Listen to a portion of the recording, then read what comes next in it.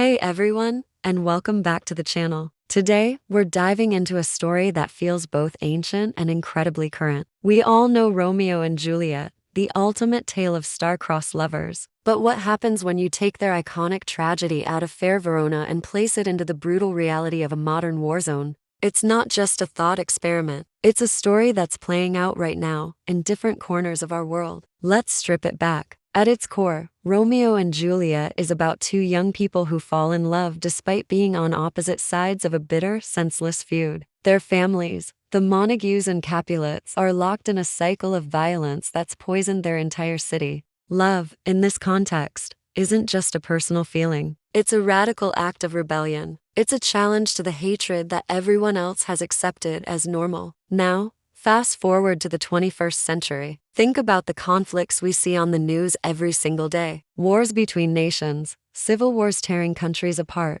long-standing ethnic or religious disputes. In these places, just like in Verona, society is fractured. You are defined by the side you're on, the uniform you wear, the flag you fly, or the neighborhood you were born in. And in these settings, falling in love with someone from the other side is one of the most dangerous things you can do. Imagine a soldier from one country falling for a medic from the enemy nation, or two people from warring ethnic groups who meet in a refugee camp and find a connection that transcends the hatred they've been taught their whole lives. These modern-day Romeos and Juliets face obstacles far greater than disapproving parents. They face checkpoints, border walls, suspicion from their own communities, and the very real threat of violence. Their love story isn't just about them. It becomes a microcosm of the larger conflict. Every secret meeting is a ceasefire. Every shared moment of peace is a defiance of the war machines around them. Their relationship forces us to ask a powerful question. If two people from opposing sides can find common ground and love, why can't entire nations? Their love exposes the absurdity of the conflict.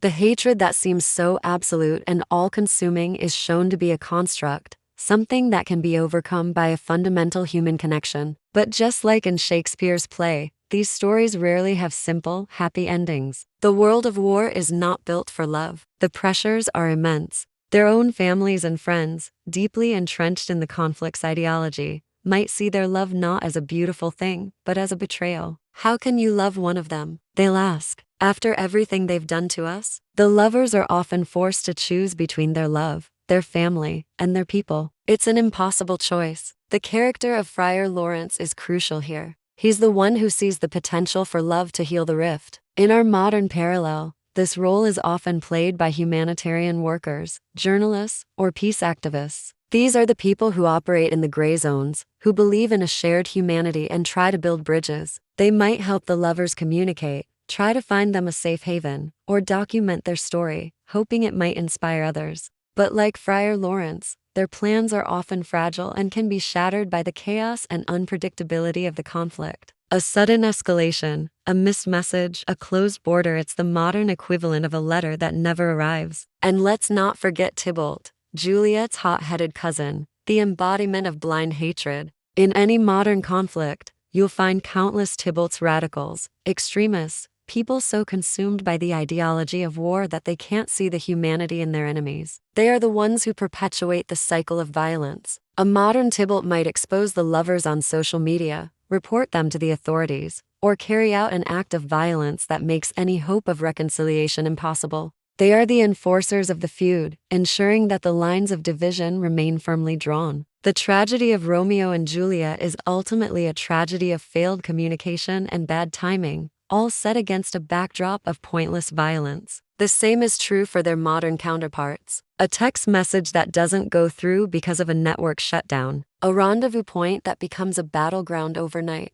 A carefully laid escape plan that's thwarted by a sudden curfew. In war, the lover's fate is not just in their own hands. It's at the mercy of forces far beyond their control. And what about the ending? Shakespeare gave us a powerful, tragic conclusion. The deaths of Romeo and Juliet finally forced the Montagues and Capulets to confront the devastating cost of their hatred. They reconcile, but only over the bodies of their children. It's a bitter, heartbreaking piece. In modern conflicts, the stories of these wartime lovers often end in tragedy too. They might be separated forever, forced to flee and never see each other again. Or worse, One or both might become casualties of the very war they tried to transcend. But does their story ever bring peace? Sometimes, on a small scale, it can. A story that gets out, that goes viral, can humanize the enemy for people on both sides. It can make people question the narrative of hate they've been fed. It can plant a seed of doubt, a tiny crack in the wall of animosity. These stories remind us that even in the darkest of times, the human capacity for love, connection, and empathy endures. It's a force of nature that can bloom in the most impossible of circumstances. The story of a wartime Romeo and Juliet isn't just a romance. It's a political statement. It's a testament to the idea that our shared humanity is more powerful than the flags, borders, and ideologies that are designed to divide us. They show us the true cost of war, not in statistics or territory, but in the loss of love, hope, and human connection. And they leave us with the same question that Shakespeare posed over 400 years ago. How much more tragedy will it take before we finally choose peace? Before we finally learn to see the person, not the enemy? Thank you so much for watching. If this story resonated with you, let me know your thoughts in the comments below. Don't forget to like, subscribe, and hit that bell icon so you don't miss our next deep dive. Stay curious, and I'll see you in the next video.